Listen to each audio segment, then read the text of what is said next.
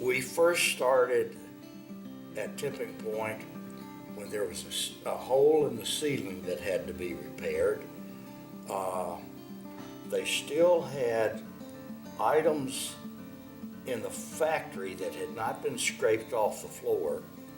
We watched it as Tipping Point slowly emerged as a theater. As an actor, I really love working at this place. It really has become my home away from home. It's a lot tidier. Typically the food's a lot better, and there are way more people here. And through the 10 years of being a member here, we've been taught a lot about the theater. I gotta say, I love working at this place, and it feels like home here. My name is Don Calamia, and for those of you who don't know me, I'm one of those despicable, hated creatures known as the theater critic. Basically, before the set comes out, it's like a black box with seating. And then it comes alive. It comes alive with the lighting and the stage set and the actors and the words and the music. And what's so cool is because it's small and intimate, those of us that are here in the seats become a part of it. I like to be right involved with the actors and just immersed in the play. Tipping Point Theater has become one of the best known, best renowned, best loved theaters in the area. The quality of their shows is high, people love to work there, and quite frankly, you didn't hear it from me, but it's one of my favorite theaters. I came to the Tipping Point Theater through a joint production with another theater company. One of the things that impressed me the most about working at Tipping Point was the incredible professionalism amongst the entire staff. I love working here at Tipping Point. It's such a nurturing environment. It's so creative. Everyone feeds off each other. And quite honestly, they have one of the best stage managers in the business in Tracy Spada working here. Hi, I'm Jim Porterfield. I'm a longtime Northville resident and a founding supporter of the Tipping Point Theater. My name is Brenda Lane, and my husband and I have been Northville residents for over 25 years. We've been lucky to participate in the Tipping Point as patrons, as donors, and I've been especially lucky to have been hired here a few times as an actor. I grew up in Northville. I spent my teenage years here, and there wasn't all that much to do. And there's a lot more to do in Northville now, and I think that Tipping Point is a big part of it. To me, the Tipping Point is a theater that's about a family connected by love, going on a journey, and kind of going out on a limb. And and they're also all a little crazy. It was probably one of our better decisions, my wife and I, to celebrate our anniversary on an annual basis with our membership as producers. When you think of the small number of professional theatrical companies in Michigan, it's really amazing that we have one located right here in our small little town. I remember meeting James for the first time and thinking that this was a creative home for me. It is one of the best theater homes for Detroit artists. It embodies that creative spirit that drew me to the theater. This place is a gift for all of us who have been able to find a place here. As audience members, as staff, as volunteers, as performers, as designers. Having that opportunity to learn and to grow as an artist is what Tipping Point provides to me. It's really become one of our iconic features here in Northville. Several years ago, I decided to take an acting class at the Tipping Point. I had been out of acting for 17 years after getting a college degree in it, going to New York. New York chewed me up, spit me back out, went on into corporate training and kind of figured that ship had sailed. I got to a point in my own sort of life when my kids were old enough that I could go back to professional theatre and decided to take a class here.